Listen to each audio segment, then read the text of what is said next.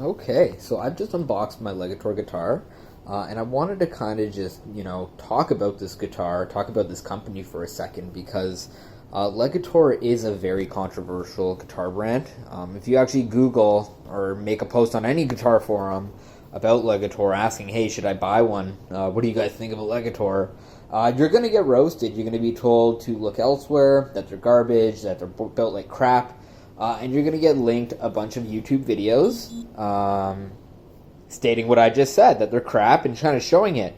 Now, these guitars haven't been around. This company hasn't been around for too long. They probably started, I think, earlier in 2012. So for guitars, compared to like the Gibsons and Fenders, this is a new guitar brand. Has a lot to prove in this space, in this industry.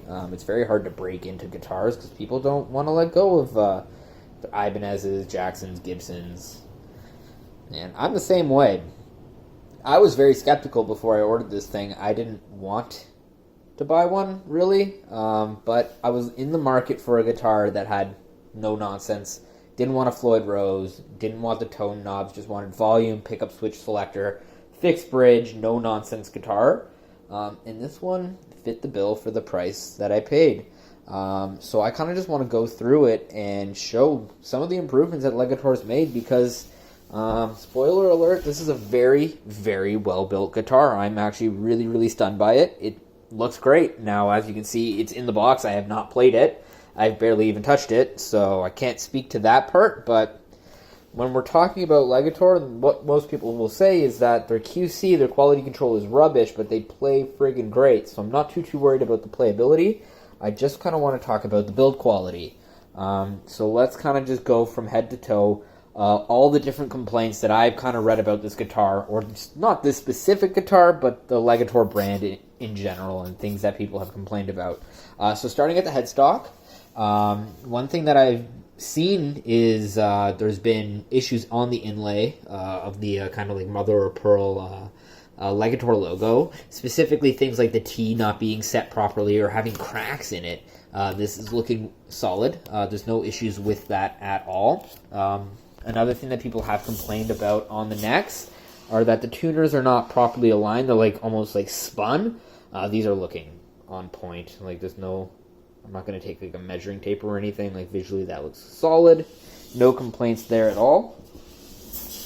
Moving down into the neck, another absolutely, probably the most common complaint, in my opinion, there was no excuse for Legator to ever let this happen, is their fretwork. A lot of times you'd see frets that don't make it all the way to the end, like they cut off over here almost, and it's just absurd. Or other things, they're kind of loose, like you can almost wiggle them. Or lastly, they overhang on the end and have sharp corners that you can kind of snag your finger on.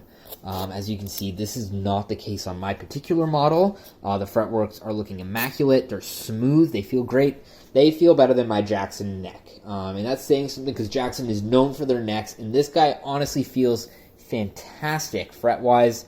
I do like the slightly smaller frets because I've been running super jumbos. And when I slide, they kind of get caught. Don't really care for it. Aesthetically, I'm not the biggest fan of the donut style inlay.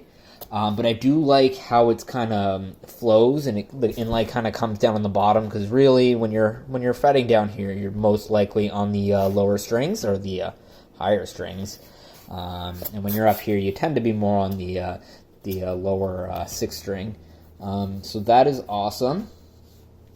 Moving down here, some other common complaints is that the pickups are crooked or misaligned on the strings, and these are looking perfectly centered, so I don't have any issues with that. And the bridge, another common thing is, I haven't seen it, but people have complained saying that their bridges are not perfectly straight or angled.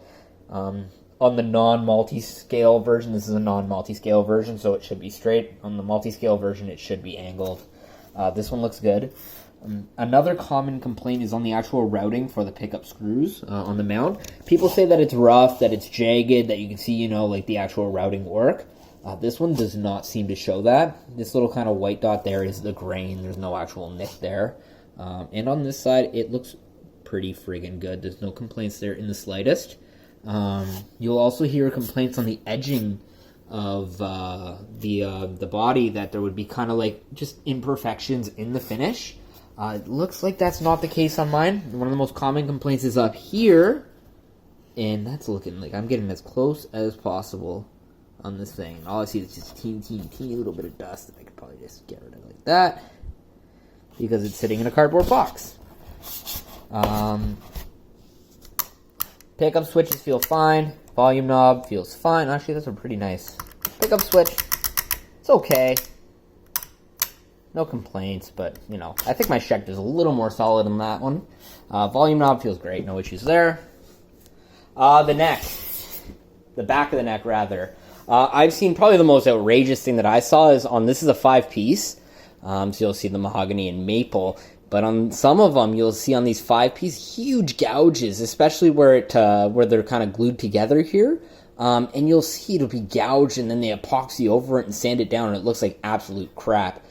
Fortunately, at least on mine, all the way up to the top, I don't want to drop my phone. Beauty. Looking good. On top of that, you'll see people complaining about huge gaps, and I've seen some videos of some surprising gaps between the neck and the body. This one looks to be completely fine, like no issues. Let's get as close. Yeah, like you're barely going to struggle to put paper in there. Or you're going to struggle to put paper in there. That looks solid all the way around on each side. And then lastly, I feel like the last real complaint that I've seen on build quality on these guitars is, and it looks pretty bad on the examples that I've seen, is how these guys are cut out. And these ones are looking pretty freaking good, to be quite honest with you. This is probably the only tiny little nick that I'm seeing. It's not really a nick, it's just kind of how it got drilled out. My Schecters are worse than this. And so is my Jackson. This is looking really good. And again here, where the strings come through the body, it looks friggin' on point. And it's recessed in, nothing sticking out. I'm really getting in on this guitar to the point where, like, you shouldn't really be looking at a guitar this close. It's a little absurd. And I'm not finding anything wrong. I'm actually really, really impressed.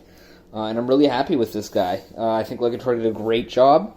And really, this video kind of needed to be made because, honestly, if you type in, what do you guys think about the Legator guitar, you're going to just get a bunch of people talking shit.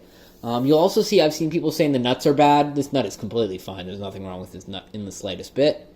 And yeah, I don't know if there's anything else I can really say. The tuners are Grover, which is dope. First time having a Grover tuner guitar. I'm excited to see how those work out. Yeah, man. No complaints. Sick-ass guitar, sick-ass finish. Looks more reddish and purple in person than the camera's picking up. But I'm very happy with it. Oh yeah, gonna try it out.